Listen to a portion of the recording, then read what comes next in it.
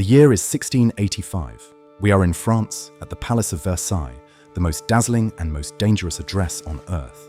France is the undisputed superpower of Europe, and at its center sits a single man who has declared himself the living sun, around whom all of creation must orbit. Louis XIV, the Sun King. He has done something no monarch has ever dared. He has taken the entire aristocracy of France, the most powerful nobles in the kingdom, and he has caged them, gilded and glittering, inside one enormous palace where he can watch every single one of them. And you are one of them. You are a duke. You are among the highest-ranking nobles in France, the absolute top fraction of a percent. Using advanced AI trained on the diaries of courtiers, the brutal memoirs of the Duke of Saint-Simon, the royal household accounts, and the surviving silks and silver of the age, we have reconstructed a single day at the court of the Sun King. Step into the Hall of Mirrors, but be warned, here every smile is a calculation, every bow is a battle, and a single misplaced word can destroy a family that took 300 years to build. In Rome, the ultimate luxury was silence. At Versailles, the opposite is true. Here, privacy is worthless. Solitude is a sign that you have failed. The single most valuable thing a noble can possess is to be seen, to be near the king, to exist inside the warm radius of his attention. And so your day does not begin with peace. It begins with a scramble for position. You wake before dawn in your cramped apartment inside the palace. And here is the first secret of Versailles. Your rooms are small, dark, and freezing. The chimneys smoke. The palace, for all its golden grandeur, has almost no plumbing. Chamber pots sit in corners. The grand staircases and hidden alcoves are used as toilets by thousands of courtiers and servants, and a permanent sour stench drifts beneath the perfume. Yet you would not trade this miserable closet for a palace of your own anywhere else in France. Because this closet is here, inside the sun's orbit. To live in Versailles, no matter how badly, is to live at the center of the world. To be sent away from court is a kind of death. You dress quickly, but with absolute care, because your appearance is a weapon. A valet helps you into silk stockings, breeches, and a coat heavy with gold embroidery and cascading lace at the throat and wrists. Lace so fine, it costs more than a farmhouse.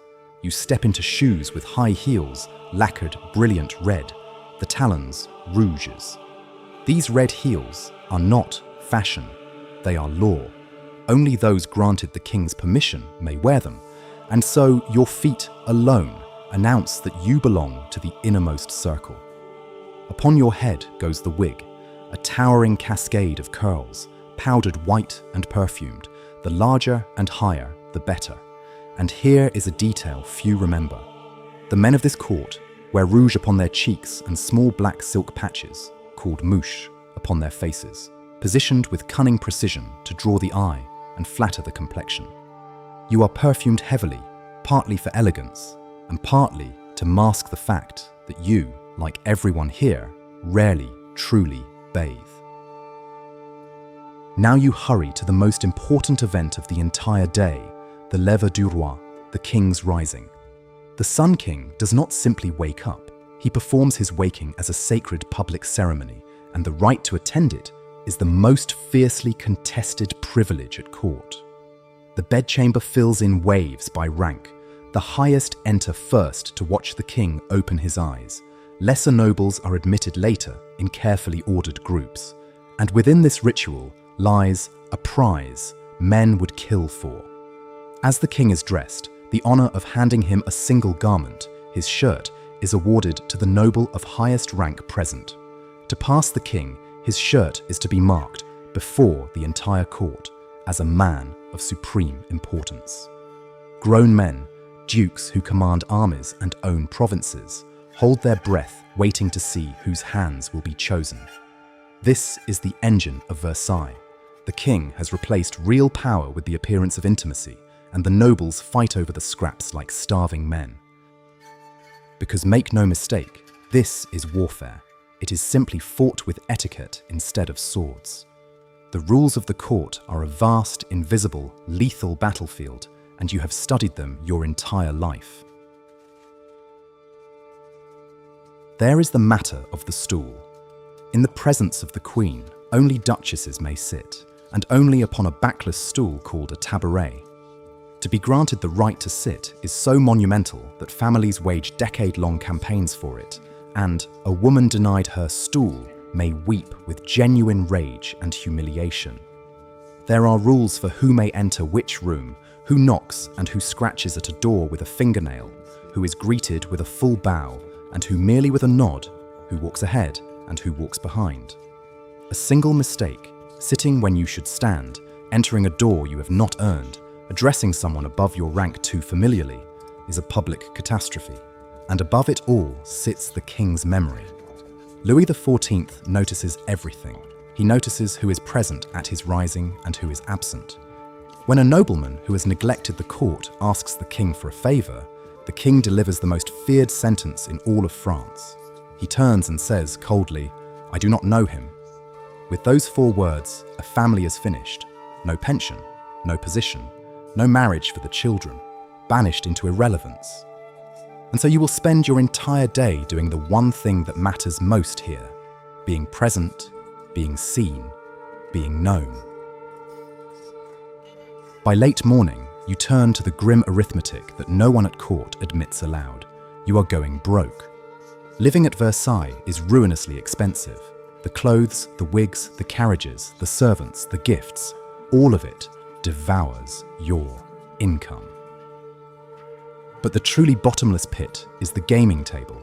Gambling at court is constant and savage, with vast fortunes won and lost in a single evening over cards and dice.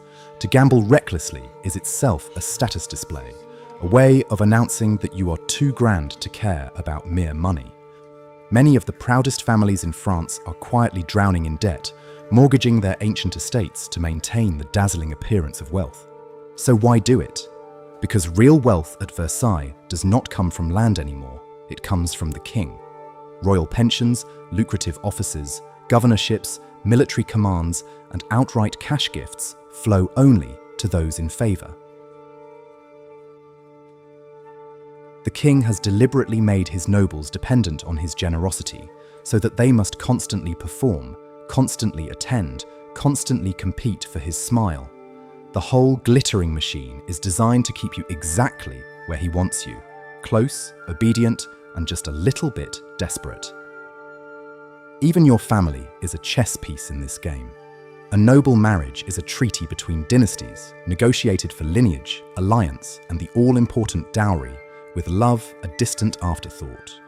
You spend part of your day maneuvering to place your son in a regiment commanded by a man in the king's favour, and to marry your daughter into a family whose bloodline will elevate your own. And there is one more route to power, whispered but never spoken plainly: the king's mistresses. A royal favourite can make or unmake careers with a single word in the king's ear, and the families clever enough to align with the right woman can rise astonishingly fast. Everything, your children, your alliances, your bedfellows, is a lever to move yourself closer to the sun. In the afternoon, the court moves outdoors into the gardens, and here Versailles reveals its most breathtaking flex of all. The gardens stretch to the horizon in perfect geometric symmetry, and they are studded with hundreds of fountains. But water is the one thing Versailles does not have enough of. There is not nearly enough pressure to run every fountain at once, so the king's engineers devised a magnificent deception. As the king strolls through the gardens, a hidden network of attendants called fountaineers watch for his approach and signal one another with whistles, frantically turning the fountains on just ahead of him and shutting them off the moment he passes. Everywhere the Sun King walks, water erupts into the sky as if by magic. The illusion is total. The expense is staggering, and that is precisely the point. You drift back inside through the Hall of Mirrors, a corridor of light 17 vast arched windows long, its walls lined entirely with mirrors. Today, we think nothing of a mirror. In 1685, a mirror of this size is worth a fortune. The manufacturing secret, a jealously guarded monopoly that France itself had to smuggle craftsmen to steal. An entire hall of them, blazing with the light of thousands of candles, is a display of wealth so extravagant that visiting ambassadors are physically stunned into silence. You walk through it as though it were nothing, because here it is. As evening falls comes the climax of the day, and like everything else, even eating is a public performance. The king dines at the Grand Couvert, a ceremonial meal eaten before a standing crowd of courtiers who watch in reverent silence as he is served dish after dish. And he eats prodigiously: soups, whole roasted fowl, game, mutton, salads, pastries, fruit, course upon course, presented on silver and gold. The most coveted delicacies of the age appear: pineapples and other fruits coaxed from the king's heated greenhouses, sparkling wine from the Champagne region, coffee and chocolate, exotic novelties that only the wealthiest court on earth can command. To be permitted to watch the king eat, and perhaps to be handed a dish or a napkin in the process, is itself an honor men compete for. Then the evening opens into the apartments, the grand salons thrown open 3 nights a week. The state rooms blaze with light. There is music, the finest composers in Europe writing for this court. There is billiards, dancing, and above all, gambling, the tables crowded with nobles winning and losing the value of estates. The king himself, in his youth, danced the lead role in the great court ballets, costumed as Apollo, the rising sun, while his entire court literally revolved around him in the dance, a piece of theatre so perfectly symbolic it became the truth of his reign. You move through the candlelight, smiling, conversing, calculating, every gesture observed, every alliance shifting, until late into the night. And the day ends as it began, with ceremony. The king goes to bed in a ritual called the coucher, the mirror image of his rising, the highest nobles once again competing for the honor of attending him, of holding the candle as he prepares for sleep. Only then may you finally retreat to your cold little room, exhausted, having spent an entire day fighting a war in which no blood was spilled, only reputation, position, and favor. You stand at the summit of European society, and yet even here, the final reality cannot be escaped, and even death is staged for status. When a great noble dies, the body lies in state, draped in black and silver, surrounded by hundreds of burning candles in a chamber hung entirely in black cloth. The funeral is a colossal, ruinously expensive spectacle. A great procession winds to the church, the family's coat of arms displayed everywhere, mourners in deep black, the rank of the dead measured by the sheer scale of the pageantry. And the wealthy do something more. They purchase prayer. They pay for hundreds, even thousands of masses to be said for their soul, founding chapels and endowments so that priests will pray for them in perpetuity, century after century, to shorten their time in purgatory and speed them to heaven. The greatest families are laid to rest beneath carved marble tombs in their own chapels, so that for generations to come, every worshipper who enters will kneel beneath the name of a family that once stood beside the Sun King himself. Even salvation, here, is something the rich believe they can buy. That was the life of a noble at the court of Louis XIV. A life of unimaginable splendor and crushing servitude, where the most powerful men in France surrendered their freedom for the privilege of handing a king his shirt. They gilded their cage so beautifully that they mistook it for heaven. The Sun King's court eventually collapsed, the monarchy swept away in revolution within a century of his death. But the mirrors still blaze, the fountains still leap, and the gardens still stretch in perfect, impossible symmetry, the eternal monument to a man who convinced an entire nation to orbit around him like the sun. History remembers the king, but it was built by the thousands who bowed. This video is brought to you by the Paladin Learn History app. Scan the QR code to learn more history.